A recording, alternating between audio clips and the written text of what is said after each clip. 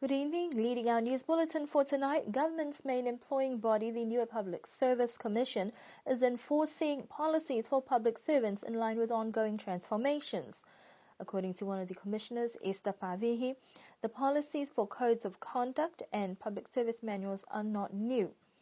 These are documents that provide guidelines for public servants in terms of their work ethics and processes to follow in line with disciplinary actions. The processes are very clear. In the regulations, the head of department, there's provisions there that allows the head of department to control and manage the performance of his or her staff. If and when issues of performance are brought to the attention of the Commission, that means that all those steps have been exhausted, that all the warnings, the first, second and third warnings have been done, verbal, written. And when it does arrive at or is brought to the attention of the Commission will then act as is prescribed in the regulations. And that is, we will take that through the normal disciplinary process with the employee. And regrettably, over the last few months, we have had to take such actions on a couple of incidents. And this is where the Commission feels it absolutely necessary that the performance management systems are effectively implemented at the department level.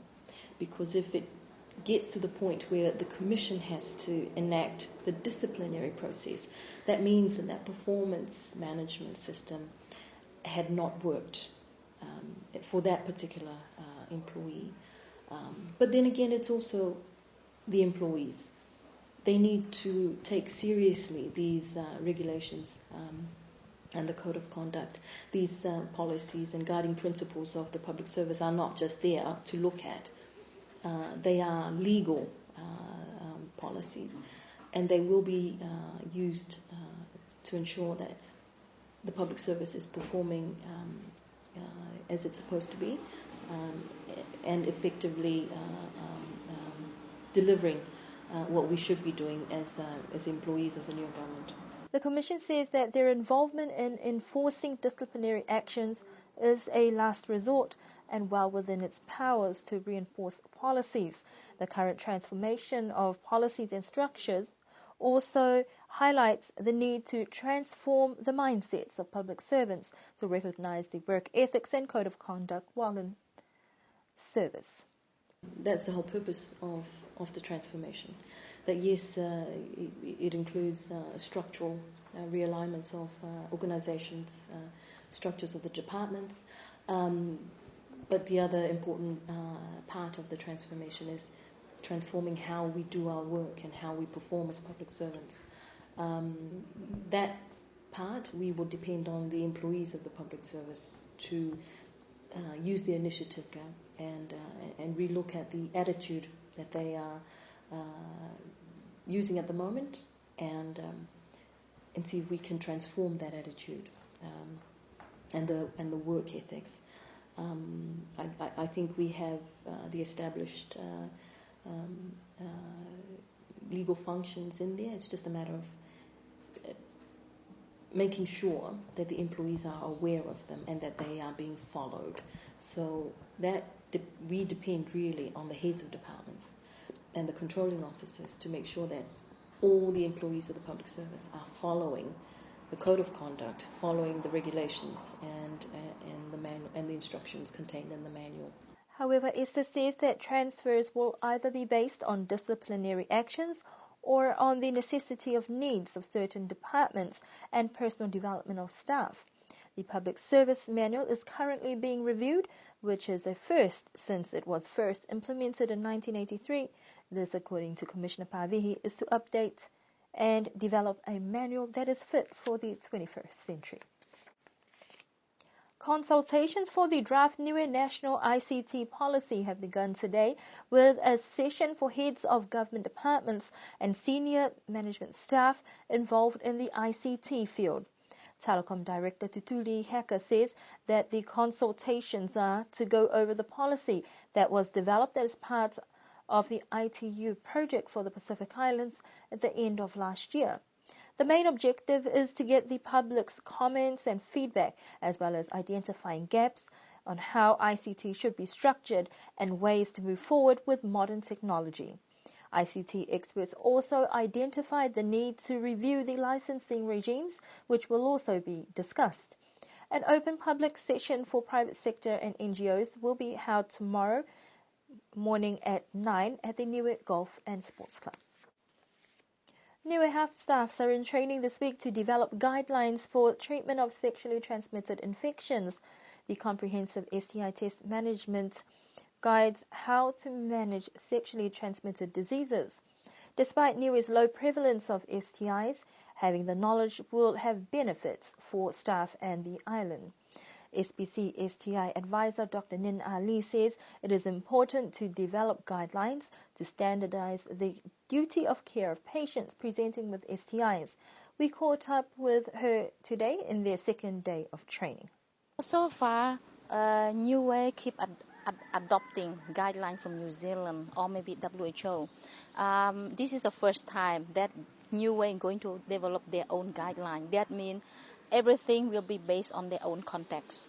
Of course, they have evidence based from the global, but the real, attached to reality in the new own context. So we will have an intensive 4 days work for this healthcare worker. For the first 2 days, we work on training of the healthcare workers, so they will aware on what happening, what to do, what to deal with it. And then for the last 2 days, which is Wednesday and Thursday, will be intensive sitting for the develop a treatment guideline. So by end of the week, we will have a draft one guideline for sexual transmitted disease for Niue. Why is there a need for a specific set of guidelines just for sexually transmitted diseases or infections? Yeah, I think it's very important to have a guideline, the standard treatment guideline, because it's very easy to, you have a lot of foreign doctors as well, come to the place, and different countries, they practice a little bit different thing. So it's very important that we have our own nationals, and then everyone need to follow one standard, treatment guideline. One, to improve the quality of care of the patients, to make sure that everyone comes to the health services have the package of care. Another one, we don't, the practices. People have to practice the same thing, whoever come to Niue. So it's very important to have a guideline in place. Dr. Nin says that the sessions have been interesting to share experiences and the efforts of healthcare staff working through the modules of the training. I think that this training is not the lecturing. It's kind of interactive. We have a lot of question and answer, sharing experience. So I just amazed at how people here, the healthcare worker, put their effort, and how the discussion is very interesting. And the training go according to the plan, and I can see that after the we have 8 modules together. We are halfway now. We're almost there. Once we finish the 8 module, the next day we're going to work on our guidelines. So that is a process. Dr. Nin says that the draft will be circulated to some of the regional organizations before finalizing a set of guidelines to be implemented by the health department that fits the Niue context, hopefully within a month's time. Last Friday, youngsters at the Early Childhood Centre and Niue Primary School enthusiastically promoted the importance of the ozone layer. The activity is part of ongoing awareness-raising activities that were organized by the Department of Environment in recognition of World Ozone Day that is normally held each year on the 16th of September. But this year also marks the Silver Jubilee since the signing of the Montreal Protocol to manage ozone-depleting substances that was signed by most countries of the world. The theme for this year's commemorations was Protecting Our Atmosphere for Generations to Come. According to Environment Ozone Officer John Talangi, the program with the schools is just one part of their ongoing campaigns to encourage the removal of ozone-depleting substances, such as gases used in fridges and freezers. The program on Friday was a combination of songs and performances, providing an insight into what this means for Niue and how the community can work together to protect the ozone layer. The Niue Legislative Assembly will be holding their meeting tomorrow that will see the tabling of 2 annual reports, firstly from the Premier's Department for 2011 to 2012 and as well as the Community Affairs Department. The chairperson of the Constitution Review Committee, Honourable Fisa Pihinga, will also present a report in regards to the Constitution Review from the committee. Common Role Member Crossley Tatui has 5 questions, and motions will also be put forward from Honourable Terry Ko and Honourable Crossley Tatui. Mr. Tatui's motion is that government urgently dismantle and remove asbestos materials from the remainder of existing abandoned hurricane houses in the villages that are deemed life-threatening before the next cyclone season. Honourable Ko is putting forward 4 motions. The first for the Assembly to seek to have 1 million from the Newer Trust Fund put into a Newer Medical Trust Fund, the interest to fund overseas private medical operations for our Niuean residents. The second, that the Premier be allocated a designated driver to give some degree of dignity to the position of Premier. And also that the Premier, as the Minister of the Public Service Commission, enforce working hours of public servants. That assistance to ministers who have the use of a government vehicle be used only for official government businesses and not for private use. There will also be an opportunity for information from the Speaker of the House for the upcoming Constitution celebrations. The Assembly meeting will be broadcasted live on Radio Sunshine tomorrow morning. And that concludes our news bulletin for tonight. Do join us again for our next news bulletin on Thursday.